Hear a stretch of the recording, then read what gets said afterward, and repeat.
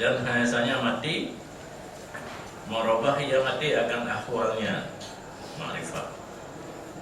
Ahwal ma'rifah berubah ke diri ma'rifah anak mati menyorojkan itu ma'rifah rohnya itu dalam tubuh berarti mati anak di tubuh wa yaktamu syawaghilaha dan diko syawagil ma'rifah urung mati udip kadang-kadang bimbang kan sebab ada orang kata ma'rifah kan nanti kadang dia ulang kan ulang-ulang lanto olahraga begitu tapi dimurati kaki itu melipat tapi bimbang tapi yang mati hanya lagi bimbang makanya sama juga ada gadingan itu aulia waktu udip keramat meninggal hanya keramatnya waktu keramat uroji di dunia palsu ya kan masa yang mantan syawagil keramat gitu waktu hanya di syawagil karena maka keramat urung meninggal lebih-lebih meninggalnya tapi ada yang wajib perpindahan daripada alam dunia kepada alam barzakh dan kerja orangnya yang ingkar amaluhu yang pengecualian kepada ulama kepada aulia karena idza mata ibnu adam ingkar amaluhu ataupun mana amalu yang biasanya di dunia para aulia kerja tapi kerja yang luar biasa kerja yang malaikat tentu malaikat yang namanya gede sedikit cerita yang ditubah keloleh pun dua baunya mungkin ya pertama dan kuiribe kamu meninggal kata nuju namuri di lawang ya laki pulang kita buat nunggu anak deku kamu meninggal terus gedung rokok kita lihat apa kita yang tengku enak langkah kan ada kita apa saja menjawab aku kita ada aku model aku ada model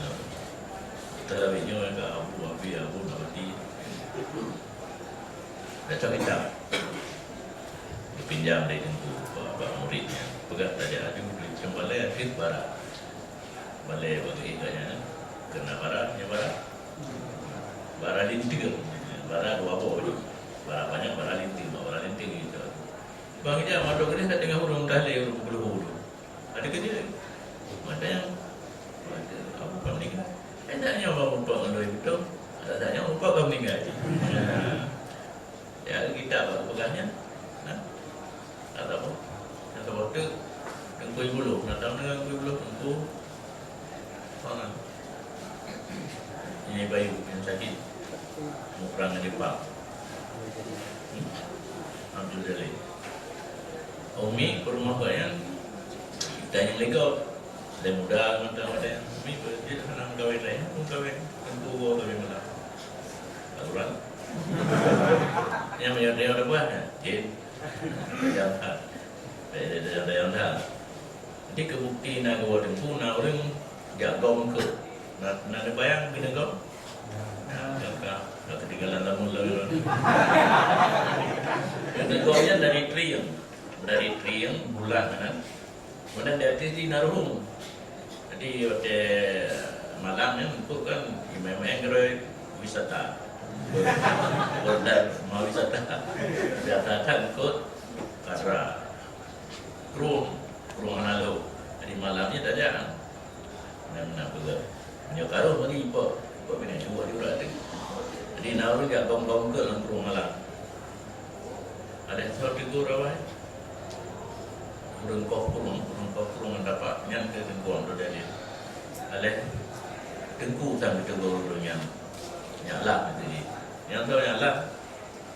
bukannya enak jadi untuk ikan yang Umi belah tengku nago itu mungkin lebih tiga atau lebih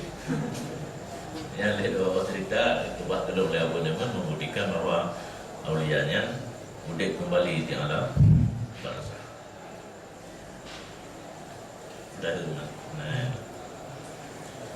Dah dengar bikin begitu lagi ya. Wah rintangan dia tak mana mati diko syawagil dan awaik ma'rifah wa yukliha an jinsiha